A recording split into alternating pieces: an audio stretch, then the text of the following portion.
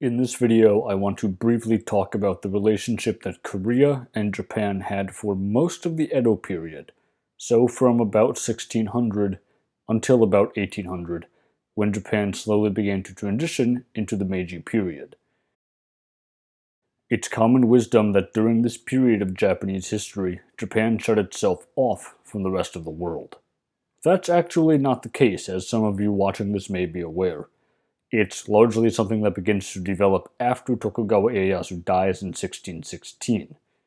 Instead, very early period Tokugawa rule was actually characterized rather heavily by trade and by strong foreign relations, and chief among those relations was the one held with Korea.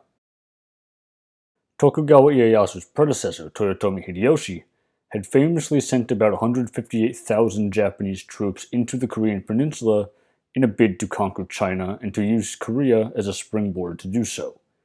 This is called the Imjin War, and it failed. Of the total number of troops sent, it's estimated that something like a quarter to a third were sent to their deaths. The Koreans suffered horribly as well.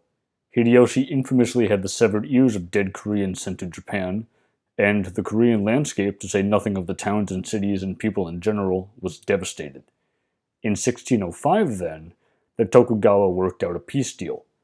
2 years later, the Chosun dynasty, the ruling family of Korea, sent an embassy to Japan, and 2 years after that, in 1609, the Treaty of Kyoto was agreed to, which largely attempted to normalize relations and re-establish trade. Except that the Japanese were only allowed to do it at the city of Busan, and they had to stay in a certain section of that city, and they were monitored by Korean police. Essentially what the Japanese were doing to the Dutch and the Chinese at Nagasaki. In order to handle all of this, the Tokugawa government put the So clan, the rulers of Tsushima Island, in charge. While the domain was rated at only about 5,000 koku, one koku being what was required to feed one person for 1 year, and thus it wasn't all that wealthy on paper, their control of the Korea trade did in fact make the domain fairly rich. The Tokugawa did not formally dispatch any diplomatic missions to the Chosun court, but during the period under discussion, the Koreans sent 12 of their own to Japan, with the majority being honorific ceremonies to mark the accession of a new shogun. These diplomatic missions were known as sushinshi. And these were, in a word, big deal events for the Japanese. The Korean embassies regularly numbered between 300 and 500 individuals, and the Japanese were keen on wining and dining the Koreans and walking them up and down the length of Japan, including visiting the Tokugawa tombs at Nikko. This was done for two reasons. The first was to impress the Koreans, and the second was to make it very clear not only to them, but also to the daimyo, the Japanese lords, of who there were about 270, that Japan was a state of its own in terms of power and importance, and not just a Chinese satellite.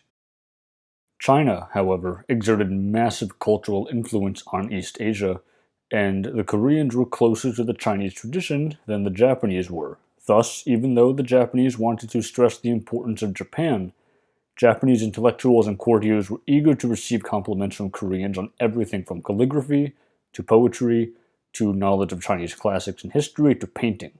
The list really was endless here. It was through Korea that much of Ming Dynasty culture entered Tokugawa Japan, including many aspects of Neo-Confucianism, which became the official ideology, if that's how we want to think of it, of Japan during this period. Korean artisans also imparted methods of glazing and the production of blue-slip pottery to Japan, which became a major component of the economy of the Saga domain.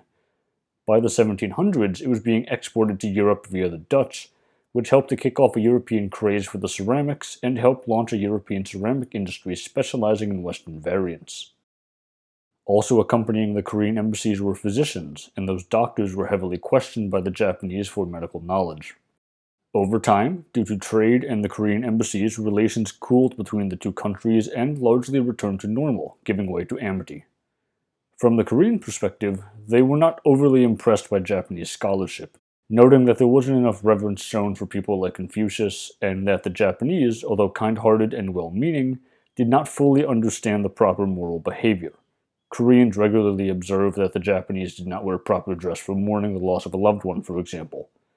They were also overawed by the material prosperity of Tokugawa Japan. The peace brought to the country by the Tokugawa, and the institutions set in place to maintain that peace, such as the Sankin Kotai system, whereby daimyo had to spend part of their time traveling to and from the capital, Edo, and living there, fostered commerce and industry among the general population. By some estimates, 18th century Japan had the highest living standards in the world. But while the Koreans were impressed, they also, as good Confucians, decried this as materialistic and potentially something that could upset the social harmony of society. Despite these friendly notes, there were signs that old wounds lay unhealed.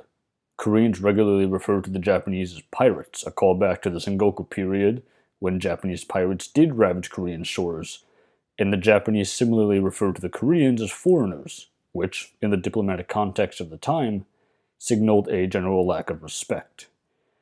And, to make matters more explicit, the Japanese celebrated their supposed victory over Korea in the Imjin War and had the Dutch under the impression that Korea was a tributary state not of China, but of Japan.